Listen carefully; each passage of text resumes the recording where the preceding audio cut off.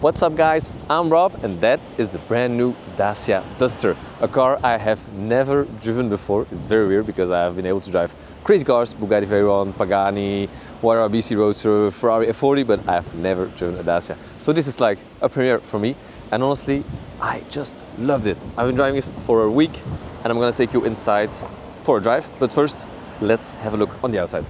So this brand new version looks honestly very cool. I think the previous generation, because this is generation number 3, I didn't really like the generations before. They were not cool enough somehow, but this, it really works. So we get these cool plastic parts, makes it more rough somehow. Definitely if you look from a bit further away, it looks really cool. It sits a bit higher. It has this off-road character a little bit, like my very own Audi A6 all-road. There's this wide arches here, which makes it very wide. It looks good. It looks really good. Trunk looks a bit higher. Small window makes it very sporty. And then on the inside, a lot of space. Of course, there's all the mess, but in general, it's a spacious car. Honestly, I do like it. It's very cool.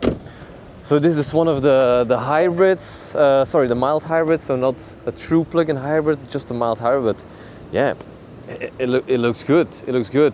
It's it's a very nice car. Honestly, I've been driving it for, what is it now, 1,000 kilometers and a bit. So yeah, quite a while, and the car has been performing seriously well. It's I wasn't expecting this, but let's jump in and I'll tell you more while we're driving. It's very special to be driving this car because I've never driven a Dacia Duster or any Dacia before. So that's very cool. And let's just start by how amazingly practical this car is, because it just blew my mind. Because phone, and you get a phone holder right away. Like, how convenient is this? I just love it. It's those kind of things that make a car good somehow. You know, it's small things like that. Same for, I have here eco button, push eco button, and then I want to deactivate all the whatever safety features. Tack, just another push. It's so easy. I love it. Then we have the wonderful screen here. It works honestly very fine. You have everything here, from the temperatures and whatever, everything you need. Yeah, it's working quite brilliantly. It's very simple, but it works super fine, super fast. I have everything: Android Auto, Apple CarPlay. I think in the settings it lacks a bit of precision. For example, I have my driving here and I have my driving score, for example. I'm at 89 on 100, oh, that's pretty cool. But I think it could have been more, because it just of today, you know, I want to see my driving of last week and on a bigger scale. It's very stupid and silly, you know. But in general, everything works very well. And then here below you have a bit more air controls about air conditioning and stuff. It also works very fine. I even have heated seats. How cool is that? So yeah, and all manual. Woo, this is nice, manual stuff. I think it's good. And then here a lot of space. So here I have some storage. Here below I have some storage for my phone, even wireless charging. 2 USB-Cs, 12-volt plug, very cool. More storage everywhere. So it's a very practical car. It's also in this easy to clean plastics, material, which is good.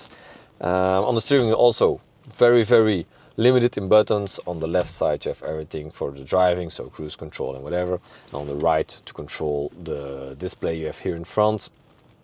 Displays are not too big. I like it. It doesn't take away too much space or of my surroundings, so it's good. Yeah, it's a good car. So let's go and drive. So this is the hybrid one, the mild hybrid one. It's not a true hybrid. So it's like, all the Toyotas we were familiar with, or the other Stellantis products, such as the Fiat Panda or whatever. So it's a very light hybrid system, but it works really well. And it's crazy to say, because I picked up the car and it said a full range with a full tank. It said a range of 950 kilometers. I was like, huh? This can't be true. Well, I have 3/4 of a tank left, and it's still at 650 kilometers left. So that's honestly quite impressive. I didn't understand how it's possible, because it's still quite a big car. And I'm at an average of 5 liters and a bit, which is honestly insane, because when I drive slow with this car, I'm like 4.8, 4.9, and when I drive like a stupid maniac, I'm at 5.6. So it's a very, very fuel efficient car. It's, yeah, honestly, seriously, good job. And in general, it's a very nice place to be. Everything is within reach, so that's nice. Even this is a bit focused towards me. I like that. Steering wheel is nice. Quality feels good. Okay, you know, it's plastic fantastic, but it feels like it still feels solid, and I don't mind the plastic. Definitely in this type of car, you know, we're gonna be hard on a car like this, and it's crazy to see the amount of Dusters driving around. It's insane, because I don't know, maybe it's classic, you know, you're driving a Duster, all the cars you see are Dusters.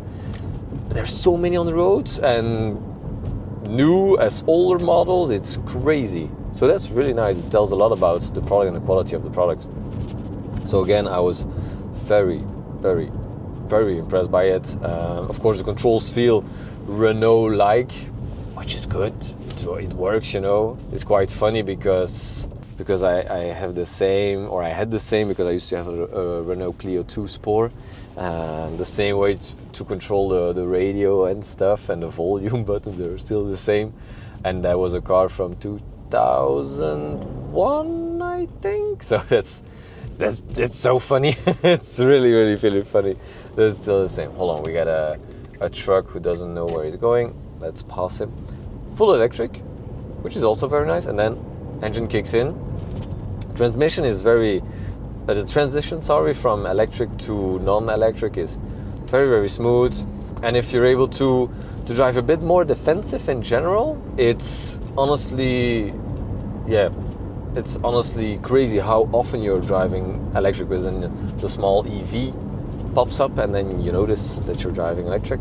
It's very smooth, the transition. You honestly don't know it. Of course, you hear the engine noise. That's the only thing, because you can't expect that you have the same isolation as a Rolls-Royce, for example. So you can hear the engine a bit, but it's still fine. And then you have these two driving modes, because now I am in the B driving mode, which is like the more brake driving mode.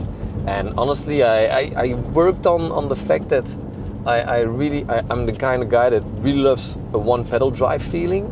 So that's why I love electric cars, because you have the one pedal drive. But even in this, a mild hybrid, the one pedal drive is so present. It's amazing. It's really, really cool. So now in the B stand, I just lift it, and it breaks down so hard for me. It's wonderful. I just love it. Okay, depending on the speed, it's sometimes a bit more difficult to get the right feeling with it. But once you know how hard it brakes, it's so easy to drive just with one pedal. It doesn't go to a full stop. So for a full stop, you will need to press the brake pedal, but that's about it. But depending on on traffic, busy traffic, a roundabout coming up, it's so easy just to lift the gas and not touch the brake pedal. It is brilliant. It is brilliant. And even in the B stand, so just in the D, in the normal driving set, you just tap it, and then it goes in the classic driving stand. And even there, if you release it, it's not coasting 100%, and that's really cool. It just goes, it slows down a bit, but not in the way that you would activate the braking lights. But in the braking stand, you would, and it's such a cool thing. You just whoop, you lift, and then you can feel the car braking on the electric motor. It's brilliant. It's really cool, and that's how you can really, work on the electric driving, and also, lower the fuel consumption, I suppose. Because I was honestly, some periods I was just looking at it like, how often am I driving electric, and the amount of time that you're driving electric is crazy. Honestly, I was truly impressed by it. So a very, very, very good car. And then you have, of course, the all-road information and things like that. There is a 4x4 version. It's in the, if I'm not mistaken, in the highest possible version, so the 150 horsepower. This ain't that one, but of course this ain't a true off-roader. It's more SUV kind of car, so if it's 4x4 or not, honestly, I wouldn't care that much. I do feel that when it's wet, the car struggles with the amount of power, even if it's not much, but it's like it can't get the traction it needs. So that's kind of stupid when you want to leave at a red light and you're spinning tires with your Duster. It's quite silly. So that's maybe the only thing that there's a lack or an issue with the traction.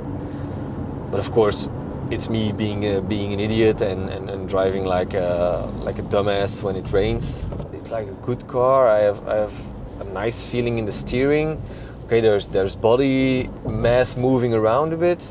It feels all quite natural. I'm not surprised by anything. So yeah, and even when driving a bit harder, okay, there's some engine noise going around. But it feels good. It feels good. You can throw it a bit in a corner. I'm not sure it's liking it that much. But in general, yeah, it feels fun. It's not the fastest car you'll ever drive or own, but I'm honestly a fan of the Duster. I do get it now why people buy these things.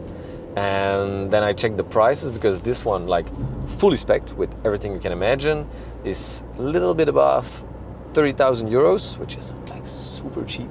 But in general, yeah, it's such a crazy car for the amount of money that you pay, because it does everything quite well. It's enjoyable on the highway, it's enjoyable on the small roads, it's incredibly spacious on the inside. For example, when I'm sitting behind the wheel, I can perfectly sit behind me. There's so much space. The trunk is also spacious enough. So in general, yeah, it's very, very, very good car for this amount of money. The screens work perfectly, well, and you get the heated seats and stuff.